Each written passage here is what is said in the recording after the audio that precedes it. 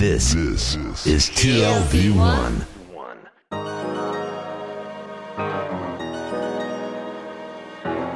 The Tel Aviv Review with Gilad Halpern.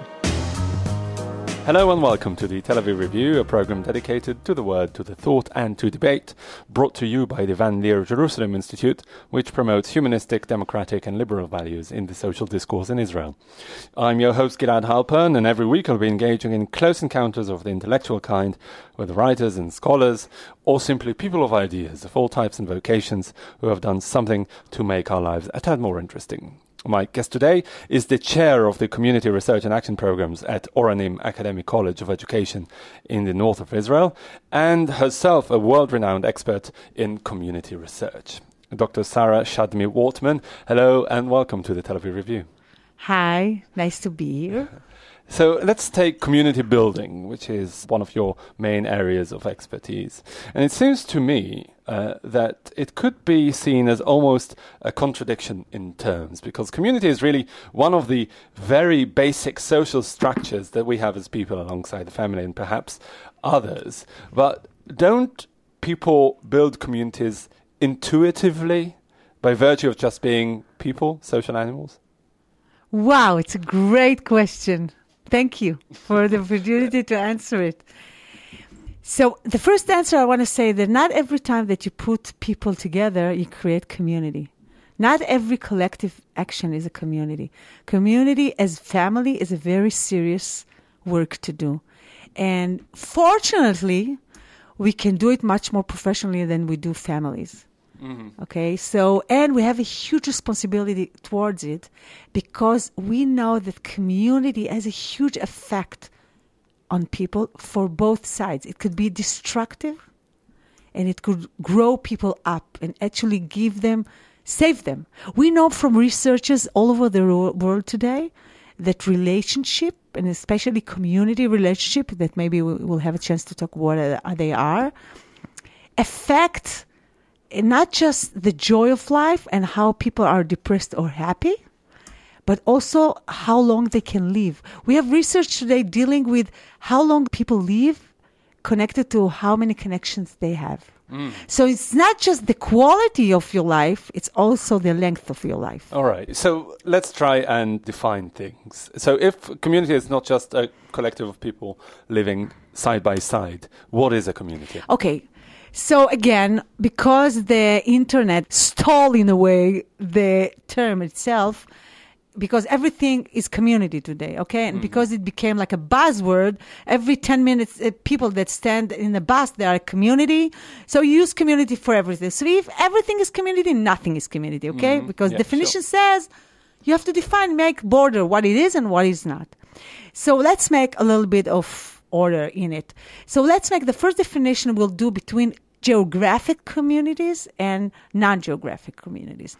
Most of our expertise are dealing with actually real geographic communities.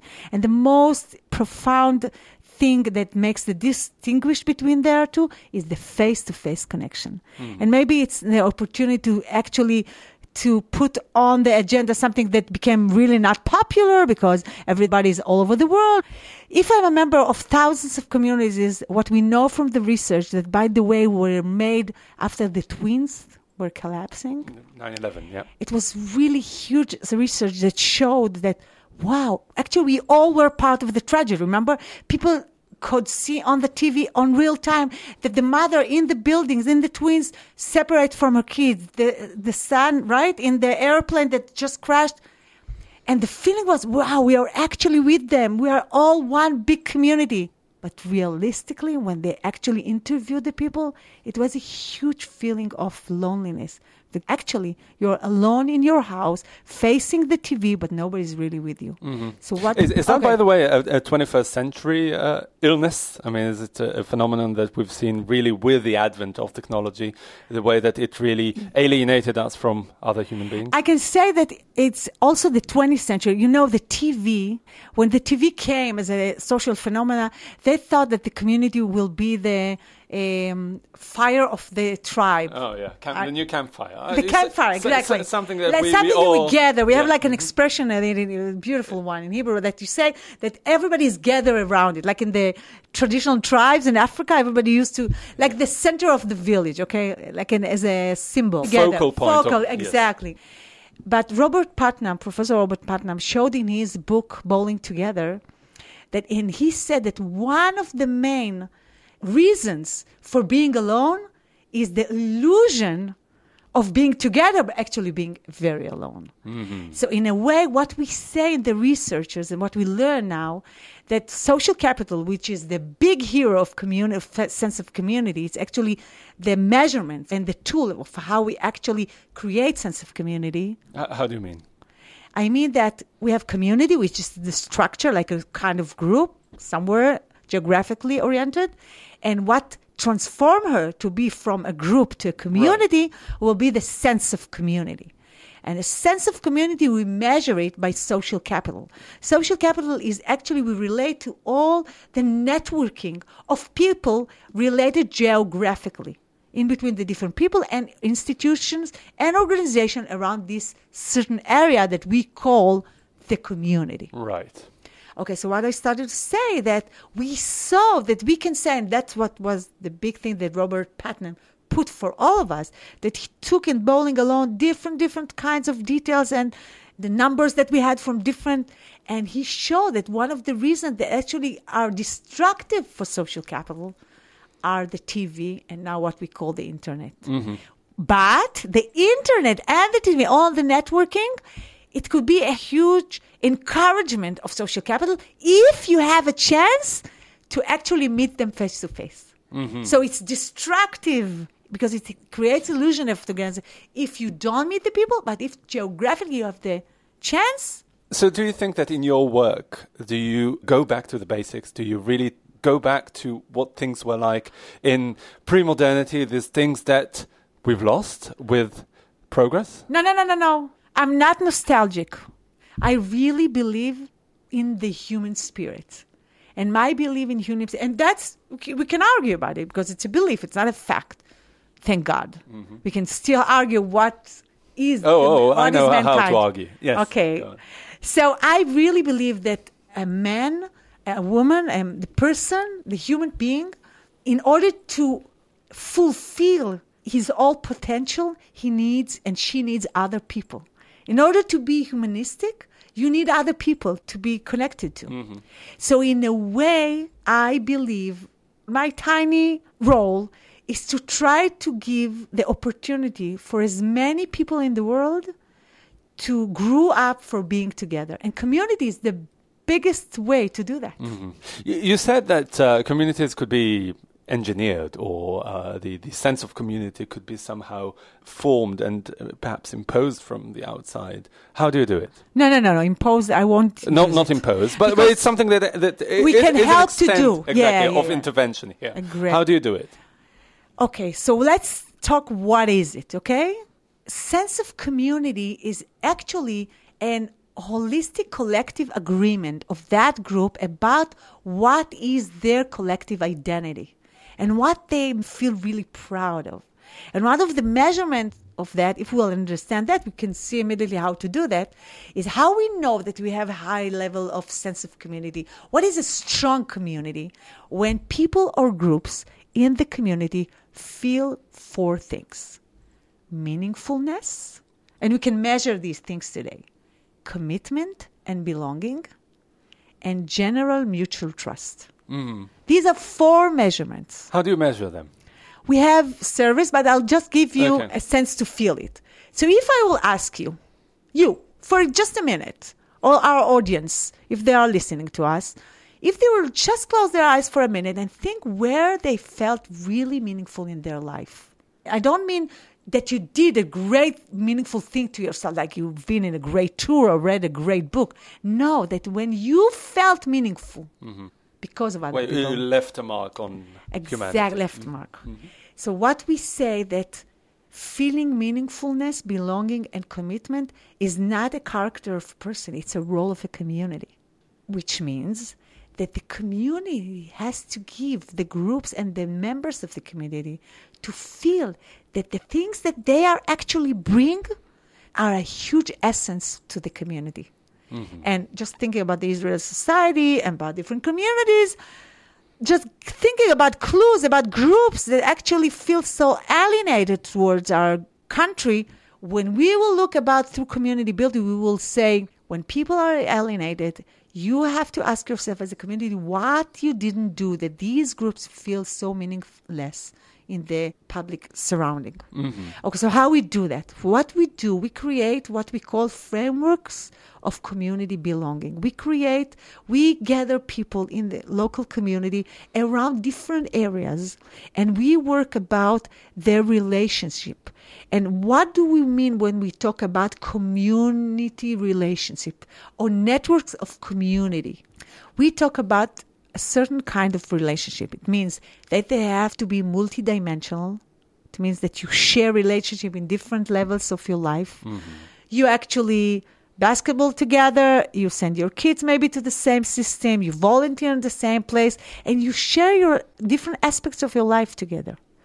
Another mention that it's face-to-face. You actually see the people, and that you know that these people will be with you whenever you'll need, all will be very happy or very sad, and they will be there with you during their lives. Do you think that Israel stands out, with the culture being... I think that the extent of sense of solidarity that we have here in Israel, arvut hadadit in Hebrew, is something that is you feel here is greater than other places in the world. Do you think that Israel is a case in point in this sense? Because of our collective history, two things. One, our history in the diaspora that forced us to keep ourselves. Community was a survival way to keep our Judaism. And when we actually established the State of Israel, the pioneers, the way they had to, the difficult conditions and the huge gap between what they wanted to do and what they found here, forced them actually to create collective lives in order to be able to live here. So I think that the fact that the collectivity actually is in our back mind as a collective, in our history, in our way of how we define ourselves. I'll just give you an example. It's in our genes, yeah. In our cultural genes, if you have a term like that. I'll give you just a very interesting example from the educational system. You know that Israel is the only country in the world where one of the measurements of success of an educator of her class is how unified is the class. A unified classroom is an Israeli term of defining how good you did your educational work. What do you mean unified? That the relations are good between the children? That it's a strong... When we talk about a strong classroom, you talk about how the students in between them, they feel unified, they have their own collective identity, they're proud of it, and actually they are ready to do things for each other. Right. I'll give another example. In Israel, one of the measurements where to send your kid will be where their friends are going. You're not there as a Jewish mother to send your kid to a framework just because it's the best one without other kids to be there, which is completely, for example, different in America when you have to choose. It's quality that counts. Interesting. And part of your research and action is now to take this model that you've developed here and perhaps apply it elsewhere in countries that are really not the usual suspects. Nepal is one, Burundi in Africa is another. What can you tell us about that? Yeah, so first I really want to say that what stands behind your question, behind the answer will be that what I'm talking about is universal. The implementation will be particular in every place, but the principles are universal because people are people all over the world and communities all over the world. And I remember when I was invited to join Tevel in Justice, which is the Israeli organization who does an amazing work in the third world in Nepal through Judaism, to come and actually help them to develop the model of intervention in Nepal. I remember that I was really criticized by my professional colleagues in Israel. They say, how come you'll know what to do in Nepal? How come you'll oppose on them models that are from the Western world? And I said, I believe that it's universal. We'll learn it, and we'll see. And now, after 5 years, I can tell you, we were right. Okay. So what we do there, exactly what we do here. We are gathering. I have a story about one village in Nepal that we worked there for 3 years, and we worked in a village that they didn't have a sense of community in their awareness that they are one community. They talked about a big family, they talked about village, but not community as a sense. And what we did there is actually providing them frameworks. We created like a leadership of the village, 4 groups of youth, women, farmers, and men, and it was teachers. And each one of these groups, we help them to shape how we do work together and what are the goals of our community. This village, a year ago, was destroyed completely in the earthquake. And they were the first. Oh, so you started even before? Much before, 5 years ago. But you could see after the earthquake how this village, on the contrary to other villages, organized itself immediately and knew how to use all the support agents that came to them to know exactly, because they knew how to manage their own life. So community is almost like a collective immune system. Right, yes. Let's give it to everybody as exactly, as a vaccination. As a vaccination. All right. Dr. Sara Shadmi-Wortman, thank you very much for joining us today. You're the chair of the Community Research and Action Programs at Oranim Academic College. Thank you very much for joining us today. And also big thanks to the Van Leer Institute for their generous support. If you like this podcast, there are many more where it came from. Just go to www.tlv1.fm/podcasts and take your pick.